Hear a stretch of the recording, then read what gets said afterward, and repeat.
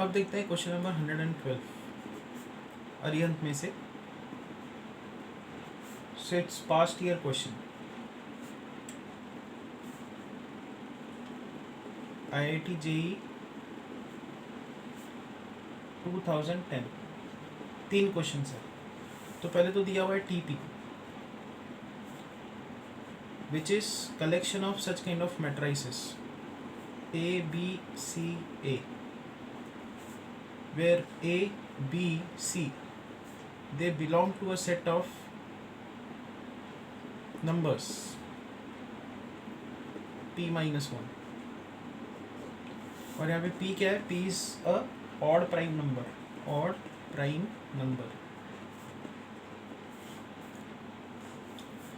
और जो पहला क्वेश्चन है वो दिया हुआ है नंबर ऑफ एलिमेंट्स A या matrices A such that A is either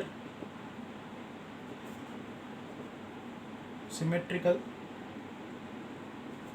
matrix or skew symmetric matrix or both, and determinant of A is divisible by P.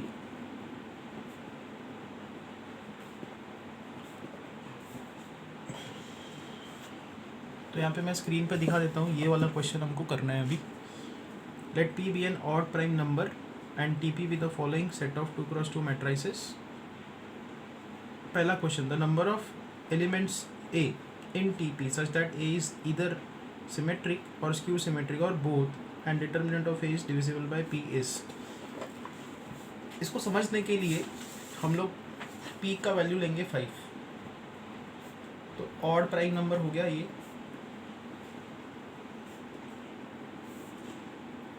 तो जो ABC है, ABC के वैल्यूज आप किस सेट से उठा सकते हो? 0 1 2 3 4 इनमें से, ठीक है। अब P सिमेट्रिक अगर हुआ तो जो A सिमेट्रिक मैट्रिक्स हुआ तो A का स्ट्रक्चर कैसा होगा? A A B B, ये दोनों एलिमेंट सेम हो जाएंगे। और यहाँ पे डिटर्मिनेंट ऑफ A क्या आएगा? A square minus B square which is A plus B A minus B। Now determinant of A symmetric का कंडीशन हो गया। स्क्यू सिमेट्रिक हम लोग यहाँ पे नहीं बना सकते, क्यों? स्क्यू सिमेट्रिक के लिए अगर ये 2 हुआ तो ये -2 होना चाहिए, बट हमको पता है कि ABC के वैल्यूज़ जो हैं वो 0 1 2 3 4 पॉजिटिव वैल्यूज़ ही है, नेगेटिव है नहीं। तो यहाँ पे आप स्क्यू सिमेट्रिक मैट्रिक्स नहीं बना सकते, तो सीधा सिमेट्रिक में जाते हैं। अब हमको बस ये कंडीशन देखनी है कि कितने ऐसे सिमेट्रिक मैट्राइसेस है कि जो P से डिविजिबल है, जिनका डिटर्मिनेंट P से डिविजिबल है, ठीक है। तो हम लोग क्या करेंगे? अब देखो यहाँ पे A plus B is divisible by P,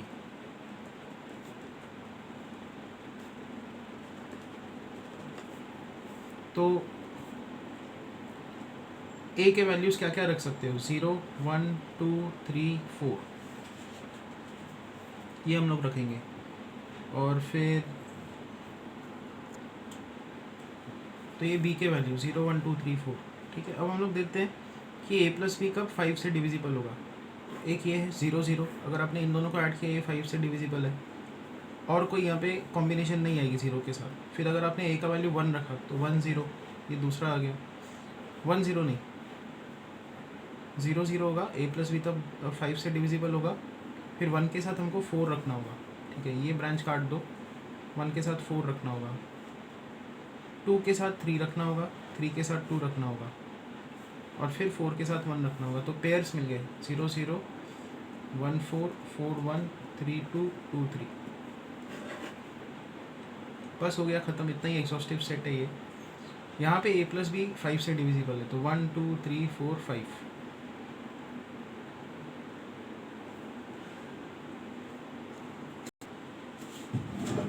ठीक है, तो सेम लॉजिक कहाँ पे लगेगा? सेम लॉजिक लगेगा जब आप P किसी भी P कोई भी ऑड प्राइम नंबर लेते हो, उसमें ऐसे ही कॉम्बिनेशंस बनेंगे।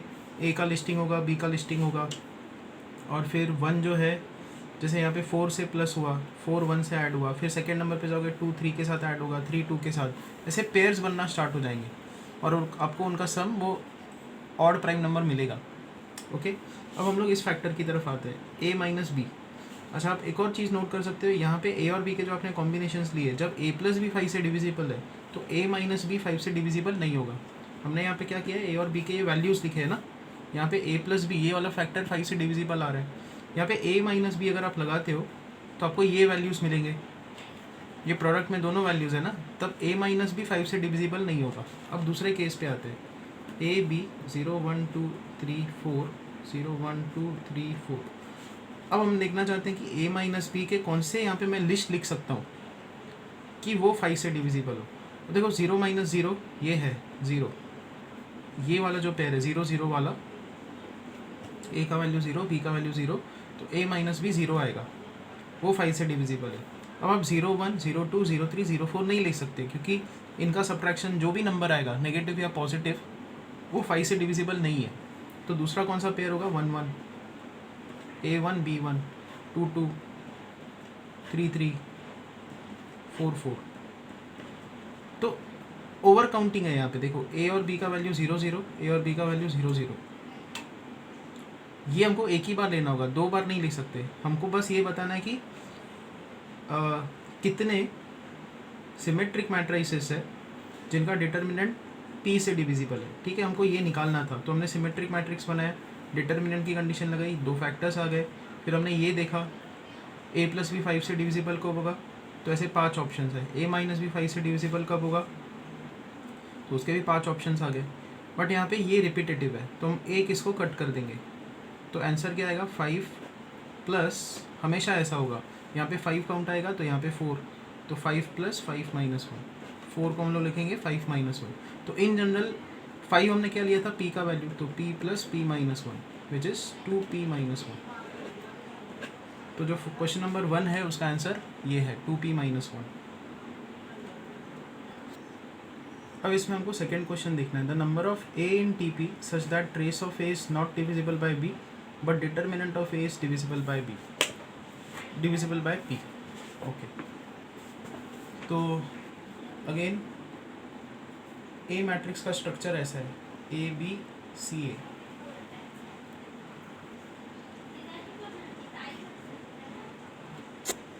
हमने फिर से p का लेना है वैल्यू 5, तो ए बी सी के वैल्यूज़ क्या होंगे, 0 1 2 3 4।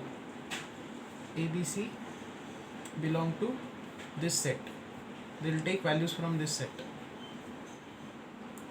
अब उन्होंने बोला है trace of a, now trace of a क्या है, a प्लस ए मतलब 2a। It should not be divisible by, not be divisible by 5। तो 2a के वैल्यूज़ देखते हैं, a के वैल्यूज़ ये हैं, तो 2a के वैल्यूज़ होंगे 0 2 4 6 8। इसमें से कौन सा नंबर है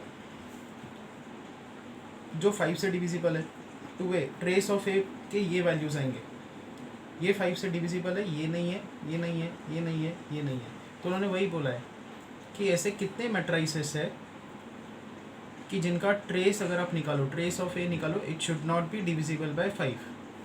तो ये ऑप्शंस है, मतलब ए के वैल्यूज़ आप, सॉरी 2a के वैल्यूज़ ये ले सकते हो, मतलब ए क्या क्या ले सकते हो, ए क्या क्या लेना अलाउड है, ए अलाउड है लेना 1 2 3 4, ये 4 वैल्यूज़ लेना अलाउड है। 0 नहीं ले सकते, क्योंकि जैसे ही आप ए का वैल्यू 0 लेते हो तो ट्रेस ऑफ ए 0 बनेगा, और ट्रेस ऑफ ए इस केस में 5 से डिविजिबल हो रहा है, हमको नॉट डिविजिबल बाय 5 चाहिए, तो ए का वैल्यू हम लोग 1 2 3 4 लेंगे। ठीक है, ये क्लियर हो गया। ओके, तो उन्होंने बोला कि trace of a should not be divisible by 5 but determinant of a should be divisible by 5, should be divisible by 5। Determinant of a निकाल दें, डिटर्मिनेंट ऑफ ए होगा a square minus b c. Fine, a के values हमारे पास है 1 2 3 4, तो देखो ए का value 1 लेते हैं। अब देखो बी सी के ऊपर क्या ऑप्शंस है, 0 1 2 3 4 0 1 2 3 4। Now it's said that a square minus bc should be divisible by 5, तो a square minus bc determinant of a को अगर आप 5 से डिवाइड करो तो यहाँ पे ऐसा आएगा। कब होगा ये नंबर 5 से डिविजिबल, जब a स्क्वायर अपॉन 5 का रिमाइंडर और बी सी अपॉन 5 का रिमाइंडर सेम हो। तो अब हमको देखना है ए का वैल्यू जब 1 लेते हो तो ए स्क्वायर होगा 1 और ए स्क्वायर अपॉन 5 का रिमाइंडर, ये R of A square upon 5 मतलब रिमाइंडर इस केस में 1 होगा। चलो ठीक है, अब हमको ये भी चाहिए कि बी सी अपॉन 5 का रिमाइंडर भी 1 हो। अब यहाँ से पेयर्स बनाना स्टार्ट करते हैं। कब बी और सी का प्रोडक्ट जो नंबर आएगा वो 5 से डिविजिबल होगा। ये नहीं ले सकते, 0 1 नहीं ले सकते क्योंकि 0 1 मल्टीप्लाई किया 0, 0 2 मल्टीप्लाई किया 0, तो 0 के साथ कोई पेयर नहीं बना सकते।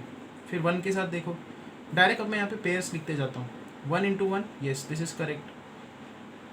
बी और सी का वैल्यू जो अलाउड है दैट इज़ 1 1, क्योंकि 1 1 का प्रोडक्ट 1 आएगा, बी सी अपॉन 5 का रिमाइंडर 1 आएगा। हमको रिमाइंडर 1 चाहिए, हमको ए स्क्वायर अपॉन 5 और बी सी अपॉन 5 का रिमाइंडर सेम चाहिए, ठीक है। फिर 1 2 का प्रोडक्ट 2 होगा, रिमाइंडर 2 आएगा। 1 3 का प्रोडक्ट 3 आएगा, 5 के साथ डिवाइड करोगे तो रिमाइंडर 3 आएगा। रिमाइंडर हमको 1 वाले पेयर्स चाहिए, तो 1 4 नहीं ले सकते, चलो ये अलाउड है। और देखो 2 1 नहीं ले सकते, 2 2 नहीं ले सकते, 2 3, यस वी कैन टेक 2 3। 2 3 का प्रोडक्ट 6 होता है और 6 का 5 से डिवीजन करोगे तो रिमाइंडर 1 आता है। इसका भी रिमाइंडर 1, इसका भी reminder 1, determinant of A divisible by 5 आ जाएगा। 2 3 इज द करेक्ट पेयर। तो लाइकवाइज 3 2 भी करेक्ट हो जाएगा। और 2 4 नहीं ले सकते, ठीक है। तो 3 0 नहीं ले सकते, 3 1 नहीं, 3 2 नहीं, हाँ 3 2 ले सकते हैं। 3 2 6 होता है, 3 इंटू 2 इज 6, तो 3 2 आ गया। 3 3 नहीं ले सकते, 3 4 नहीं ले सकते। अभी 4 0 नहीं ले सकते, 4 1 नहीं, 4 2 4 3 4 4 ले सकते हैं क्योंकि 4 4 का 16 होता है। 16 को 5 से डिवाइड करो, रिमाइंडर 1 आता है। इसका भी रिमाइंडर 1, इसका भी रिमाइंडर 1, ठीक है। तो ये अगर आप लिस्टिंग प्रोसेस करते हो a इज इक्वल टू 1 के लिए b के 4 ऑप्शंस आ गए, ठीक है। जैसे ही b फिक्स हो गया अपने आप c भी फिक्स हो गया, फाइन। उसके बाद अगर आप a का वैल्यू 2 लोगे ना तो यहाँ पे b के आपको 4 ऑप्शंस मिलेंगे, बट c फिर फिक्स हो चुका होगा। जैसे ही b फिक्स हो गया, b अपने कोई वैल्यू फिक्स कर दी तो c फिक्स हो जाता है।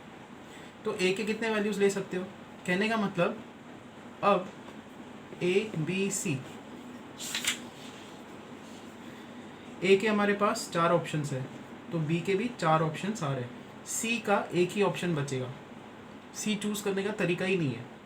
तो a can take 4 values and b can take 4 values, together there are 4 square options. 4 square मतलब 5 minus 1 square, that is p minus 1 square. ये करेक्ट आंसर है। अब आते हैं क्वेश्चन नंबर 3 पे। इसके देखो क्वेश्चन नंबर 3 क्या है, the number of a in tp such that determinant of a is not divisible by p is।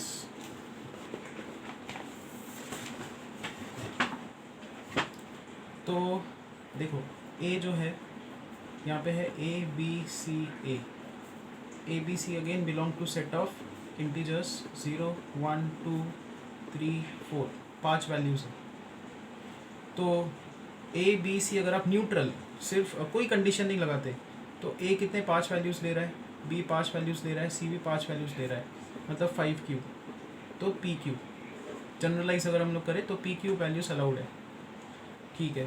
तो उन्होंने ये बोला है कि कितने a मैट्रिसेस आप ढूंढ सकते हो, determinant of a is not divisible by p। देखो क्वेश्चन नंबर 2 में हमने क्या निकाला है, ऐसे मैट्रिसेस हमने निकाले कि determinant of A divisible by p है। तो जो सेकंड क्वेश्चन था उसका जो आंसर है, आंसर हमने क्या निकाला, number of matrices a which are divisible by p, but side में कंडीशन थी a नॉट इक्वल टू 0, ठीक है। इसका आंसर क्या आया था हमारा, a माइनस 1 का स्क्वायर। हमारे पास टोटल मैट्रिसेस इतने पॉसिबल है और इतने मैट्रिसेस है a नॉट इक्वल टू 0 वाले कंडीशन जो p से डिविजिबल है। हमको थर्ड क्वेश्चन में क्या निकालना है, थर्ड क्वेश्चन में हमको निकालना है नॉट डिविजिबल बाय p। तो ये टोटल, ये divisible by P, not divisible by P कैसे मिलेगा? इन दोनों का सब्ट्रैक्शन। बट स्टिल हम लोग इन दोनों का सब्ट्रैक्शन नहीं कर सकते। क्यों? क्योंकि यहाँ पे ए नॉट इक्वल टू 0 का कंडीशन लगा के हमने ये आंसर निकाला था। तो ये आंसर के साथ हमको जोड़ना होगा ए इक्वल टू 0 वाले मैट्राइसेस कि जिनका जो डिटर्मिनेंट है, determinant of A, it is divisible by P.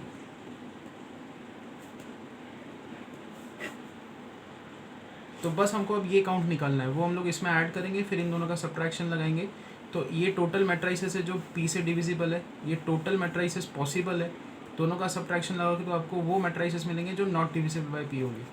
तो अब हमको ये काउंट निकालना है, ए को कंपलसरी 0 रखो, determinant of A is divisible by P.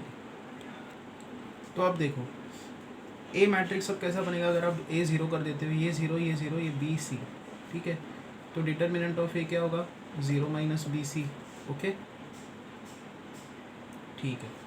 तो जब आप इसको p से डिवाइड करोगे, मतलब यहाँ पे 5 से डिवाइड करोगे तो यहाँ पे 0/5 रिमाइंडर इज 0।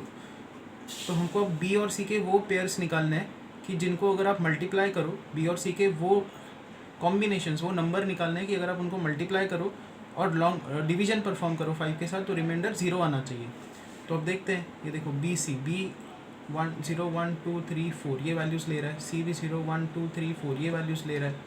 तो बी और सी के अलाउेबल पेयर्स लिखते हैं अब कि जहाँ पे अगर आप उनको मल्टीप्लाई करो तो रिमाइंडर 0 आएगा, 5 से डिवाइड करोगे तो रिमाइंडर 0 आएगा।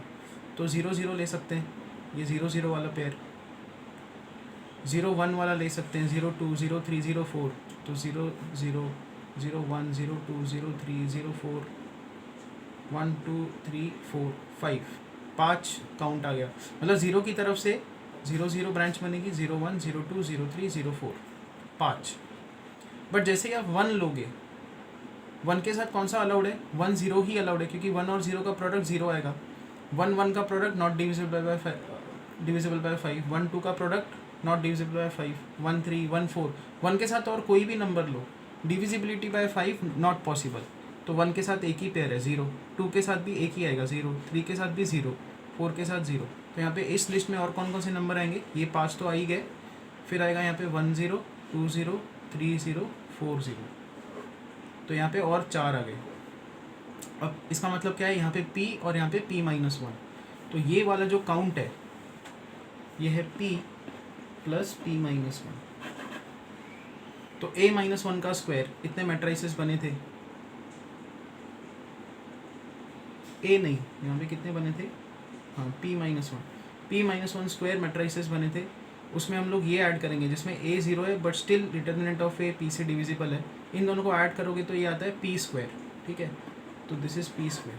टोटल इतने मैट्राइसेस बनेंगे, p स्क्वायर मैट्राइसेस है जो जिनका डिटर्मिनेंट ऑफ a p से डिविजिबल है। तो नॉट डिविजिबल बाय p का काउंट क्या होगा?